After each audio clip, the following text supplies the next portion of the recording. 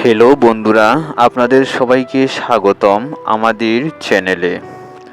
জীবন এবং মৃত্যু এই দুটি ধ্রুব সত্যকে সঙ্গে নিয়ে আমাদের পথ চলা। জন্ম কার কখন হবে তা কেবল আমাদের জানা নেই, তেমনই মৃত্যু কখন এসে কড়া নাড়বে সেই কথাও বলতে পারা যায় না। কিন্তু কখনো কি ভেবে দেখেছেন একটি মানুষের স্বাভাবিক মৃত্যু আর একটি অকাল মৃত্যুর মধ্যে তফাৎ কোথায়? সনাতন ধর্মের অন্যতম প্রাচীন এবং গভীর রহস্যময় গ্রন্থ হল গরুড় পুরাণ। এই পবিত্র গ্রন্থে জন্ম, মৃত্যু, পুনর্জন্ম এবং মৃত্যুর পরের জগতের এমন কিছু ভয়ঙ্কর সত্যের কথা বলা হয়েছে যা শুনলে যে কোনো মানুষের বুক কেঁপে উঠবে। বিশেষ করে মানুষের যখন অকাল মৃত্যু বা অপমৃত্যু ঘটে, তখন তার আত্মার সঙ্গে আসলে কি ঘটে তা আজ আমরা বিস্তারিত জানব। ভিডিওটি শেষ পর্যন্ত দেখবেন, কারণ এর ভেতরে সত্যগুলো আপনার চিন্তা ভাবনা বদলে দিতে পারে।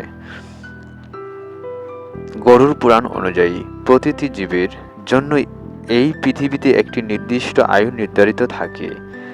মানুষের কর্মফল বা প্রারম্ভিক কর্ম অনুসারে তার এই জীবনকাল নির্ধারিত হয়। যখন একজন মানুষের স্বাভাবিক বার্ধক্য বা আয়ু পূর্ণ হওয়ার পর মৃত্যু হয়, তখন তার শরীর এবং আত্মার সম্পর্ক খুব শান্তিতে ছিন্ন হয়।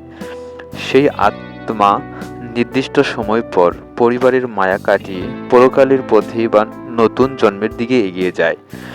কিন্তু সমস্যা শুরু হয় তখনই, যখন কারো অকাল মৃত্যু ঘটে। অকাল মৃত্যু বলতে কি বোঝায়? কোনো মারাত্মক দুর্ঘটনা, আকস্মিক খুন, জলে ডুবে মৃত্যু, যুদ্ধক্ষেত্রে প্রাণ হারানো কিংবা সবথেকে বড় বিষয় আত্মহত্যা। গরুড় পুরাণে বলা হয়েছে এই ধরনের মৃত্যুগুলি প্রাকৃতিক স্বাভাবিক নিয়মেই বাইরের ঘটে। এই ধরনের মৃত্যুগুলো প্রাকৃতিক স্বাভাবিক নিয়মের বাইরে ঘটে, যেহেতু এই ব্যক্তি আয়ু পূর্ণ মেয়াদ তখনও শেষ হয়নি। তাই তার আত্মা শরীর থেকে বিচ্ছিন্ন হয়ে গেলেও শূন্যে বা ফাঁকা মহাকাশে আটকে পড়ে। এখন প্রশ্ন হলো, এই আয়ুষ্কাল শেষ না হওয়া পর্যন্ত আত্মাগুলো কোথায় থাকে? গরুড় পুরাণের বর্ণনা অনুযায়ী এই অকাল মৃত্যু আত্মারা না পায় স্বর্গ বা নরকের কোনো নির্দিষ্ট স্থান, আর না পায় কোনো নতুন শরীর বা মাতৃগর্ভ। তারা এই পৃথিবীর বুকেই প্রেতজনিতে বা অতৃপ্ত আত্মা হিসেবে ঘুরে বেড়ায়।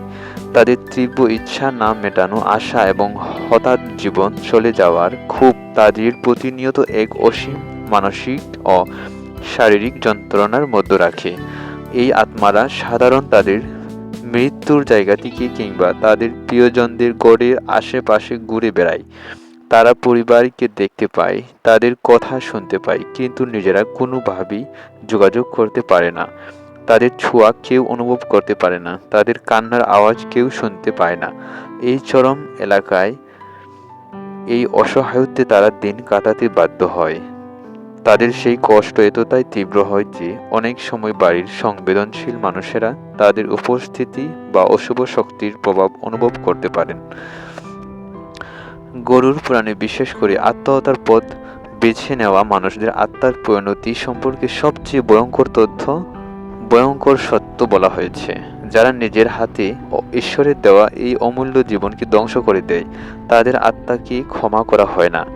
পুরাণ মতে আত্মহত্যাকারীরা কোনো মুক্তি পায় না, তাদের আত্মাকে বছরের পর বছর ধরে সে অন্ধকার শূন্যতায় চরম কষ্ট সহ্য করতে হয়। তারা নরকের গভীরতম স্তরের মতো যন্ত্রণার মুখোমুখি হয়, কারণ তাদের কর্মফল তাদের কোনো শান্তি দেয় না।